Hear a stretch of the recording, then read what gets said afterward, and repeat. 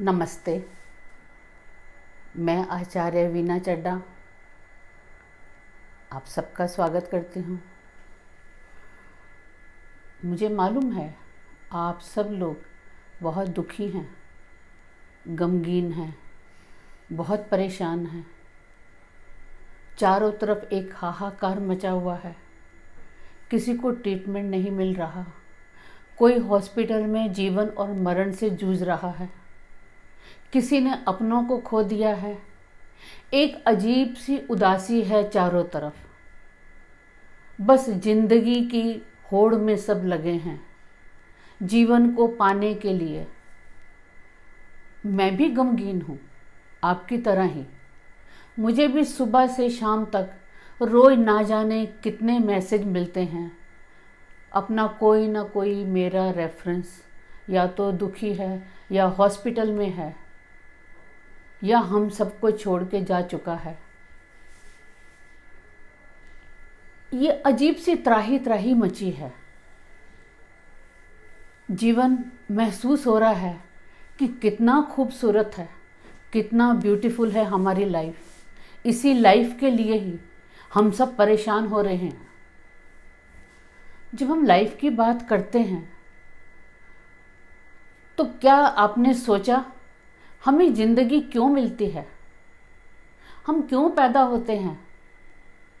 जब तक हमको अपने पैदा होने का कारण नहीं समझ में आएगा, लाइफ का पर्पस नहीं समझ में आएगा, तो हम इस दुख को, इस सफरिंग को कैसे समझेंगे? हमारे शास्त्रों में लिखा है ना, जब किसी इंसान को मरने के बाद मोक्ष नहीं मिलता तो वो जन्मांतर के लिए घूमता रहता है, यानी जन्म और मरण के साइकिल में चलता रहता है और बार बार जन्म लेता है। पर लेकिन ये मोक्ष मिलता क्यों नहीं है? मोक्ष तब मिलता है जब हमारा कार्मिक अकाउंट खत्म हो जाता है। अगर हमें अपने किसी जीवन में हमने कुछ ऐसा काम किया, कुछ ऐसे कर्म किए, हमारी बैलेंस शीट की वो अनअटेंडेड एंट्रीज जो रिकंसाइल नहीं हो पाती, तो हमें वो एंट्री लेकर इस जीवन में आना पड़ता है। और उन एंट्री के कारण ही हमको सफ़र करना पड़ता है। यानी पैदा होने का मकसद सफ़र करना है। सफरिंग के लिए हम पैदा होते हैं। जब जीवन का मकसद ही सफरिंग है तो हम इस सफरिंग को लेकर दुखी क्यों हो रहे हैं? हम ऐसा क्यों नहीं सोचते कि जो हमारी पेंडिंग एंट्रीज थी, चलो अच्छा हुआ उनमें से एक एंट्री क्लियर हो गई। जैसे हम किसी से लोन लेते हैं और जब हम लोन चुका देते हैं तो हमको नो ड्यू सर्टिफिकेट मिलता है और फिर हम बहुत रिलैक्स महसूस करते हैं, शांति महसूस करते हैं। चलो सिर के ऊपर से कर्जा खत्म हुआ। अब जो ये कर्जा है वो तो पैसे के लेन देन से खत्म हो जाएगा। लेकिन आप एक बात बताएं, जब कोई किसी के ऊपर कोई बड़ा एहसान करता है तो क्या कभी वो एहसान चुकता है? नहीं चुकता ना। हम यही कहते हैं ना, आपके मेरे ऊपर इतने एहसान हैं कि हम जन्मों जन्मों तक नहीं चुका पाएंगे। ऐसा ही सोचते हैं ना जब कोई किसी के ऊपर कोई एहसान करता है। अब दूसरी तरफ समझिए, ये तो मैंने एहसान की बात की, लेकिन अगर कोई किसी को टॉर्चर करता है, एक्सप्लॉइट करता है, किसी का रेप करता है, किसी के साथ बदतमीजी करता है, किसी के साथ बहुत बुरा सलूक करता है, तो उसका रिजल्ट क्या होगा? जब कभी कोई एपिडेमिक आता है, साइक्लोन होता है, अर्थक्वेक आता है, इस तरह की महामारी आती है जिससे हम सब जूझ रहे हैं, तो हमको लगता है ना, हमें कारण ही समझ में नहीं आता कि ये क्यों हो रहा है और हमने ऐसा क्या किया था। ये वही अनअटेंडेड एंट्रीज हैं जो हमने की थी और अब हमको उसका खमियाजा भुगतना पड़ रहा है। यानी अगर हम पैदा हुए हैं तो सफरिंग तो हमें झेलनी ही पड़ेगी। ऐसा कोई नहीं है दुनिया में जिसने दुख, दर्द, पीड़ा, पेन, सफरिंग ना झेली हो। जो भी पैदा हुआ है, चाहे वो भगवान जिसको हम बोलते हैं, चाहे हम बड़ा आदमी बोलते हैं, आप और मैं, कोई भी ऐसा नहीं है। जब पैदा हुए हैं तो सफरिंग तो झेलनी होगी। सफरिंग के बीच में कभी कभी सुख भी मिलता है। लोग पूछते हैं इसका क्या कारण है। खुशी भी मिलती है। हमको नेचर बीच बीच में सुख इसलिए देती है कि हम थोड़ा सा रिलैक्स हो जाएं, हमारे अंदर एनर्जी आ जाए अगली सफरिंग को झेलने की। यानी जिंदगी तो सफरिंग का नाम है। हमारे बुद्ध, ईसा, मोहम्मद, नानक सभी ने ये बताया कि जिंदगी सफरिंग का नाम है, दुखों का नाम है, पीड़ा का नाम है, पेन का नाम है। जब जीवन सफरिंग ही है तो हमारे पास दो तरीके हैं। पहले तो हम ये सोचें कि जो सफरिंग हुई है चलो अच्छा हुआ, इसको पॉजिटिव लें कि हमारा एक बुरा काम का नतीजा खत्म हुआ, अब हम आगे नहीं भुगतना होगा। जब हमें लगता है ना कि हमने कोई डिफ़िकल्ट क्वेश्चन सॉल्व कर दिया तो बहुत खुशी होती है, चलो सबसे मुश्किल वाला सवाल तो हो गया, अब तो आगे सब छोटे छोटे सवाल हैं, हमें कोई दिक्कत नहीं होगी। और दूसरा, हमको अपने माइंड को इतना स्ट्रांग बनाना होगा। आप कहेंगे आपने तो ये कह दिया कि जी इसको पॉजिटिव लो, लेकिन क्या आसान है? मैं जानती हूँ बहुत मुश्किल है। अपने दिल को, अपने दिमाग को बहुत मजबूत करना पड़ता है। जितनी भी सफरिंग फीलिंग होती है, पहले समझिए ये क्या होती है। ये सब सब्जेक्टिव होती है, ऑब्जेक्टिव नहीं होती। जब कभी कोई हमें खुशी मिलती है, हमारे साथ बहुत अच्छा होता है, तो हम अपने ऊपर क्रेडिट लेते हैं ना कि अरे हम तो हैं ही इतने अच्छे, हम बहुत मेहनती हैं, हम बहुत अच्छे हैं, तभी तो भगवान ने हमको ये सब दिया। लेकिन जब दुख आते हैं तो हम बिलख उठते हैं, ये मेरे साथ ही क्यों हो रहा है। फिर हम ये नहीं कहते कि हम तो हैं ही ऐसे, हमने ही ऐसे काम किए हैं, फिर हम ये मानने को तैयार नहीं होते। यानी जिंदगी का नाम सफरिंग है। यही लाइफ की फिलॉसफी है, यही लाइफ ऑफ कर्मा है। और वैसे भी तो देखो, जब हमको सफरिंग मिलती है, दुख दर्द मिलता है, तो क्या होता है, तब हम बहुत हम्बल हो जाते हैं। हम हर छोटे का दुख समझने लगते हैं। दुखों में हम सब एक हो जाते हैं। दुख सबको मिलाता है। हमारे अंदर से ईगो समाप्त हो जाती है, हमें घमंड नहीं रहता, हम पूरे जमीन पर आ जाते हैं।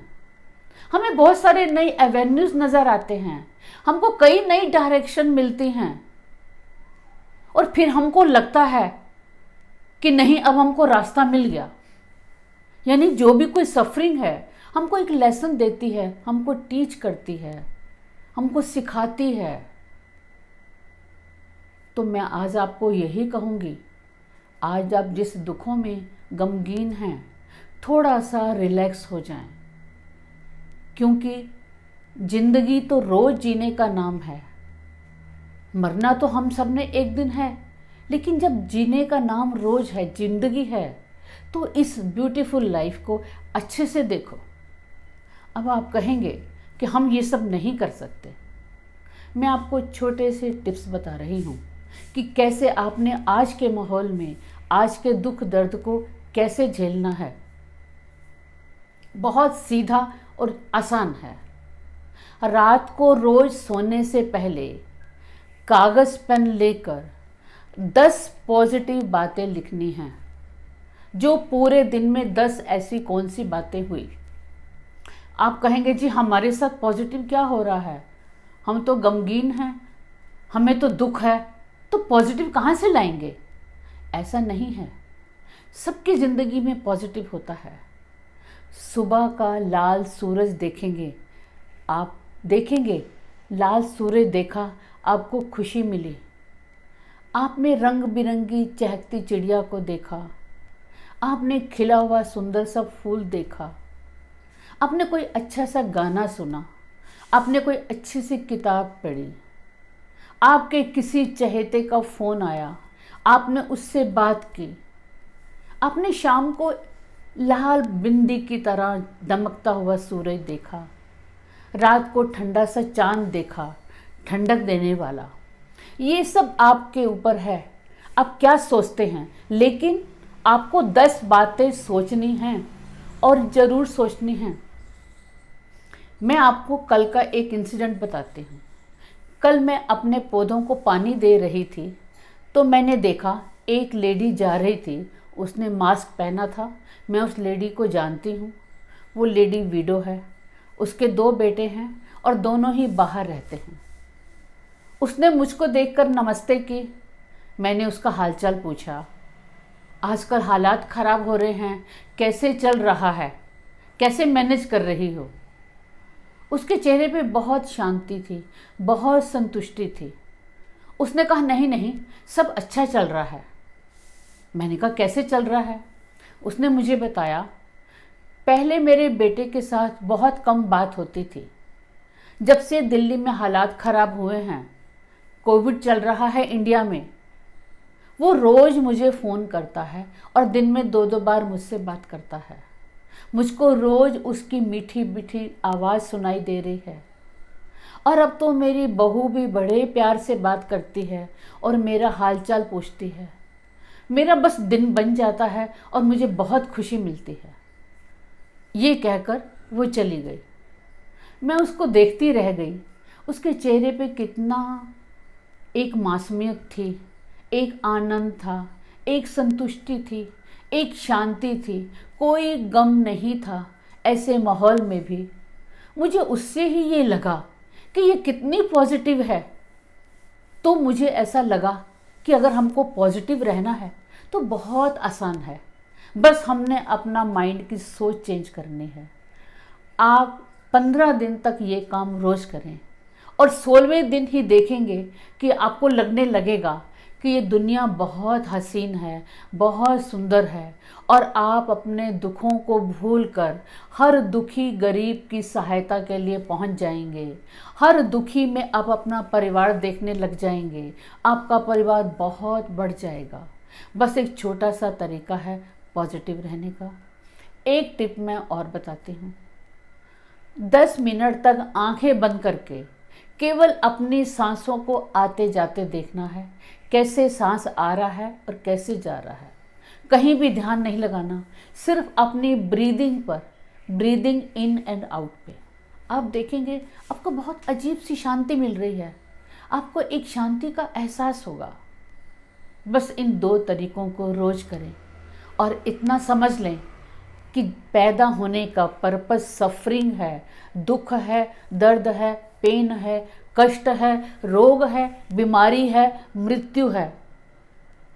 इसलिए अब हमने इन कष्टों को ये नहीं कहना कि हम सफ़र कर रहे हैं। सफ़र शब्द बिल्कुल इस्तेमाल नहीं करना।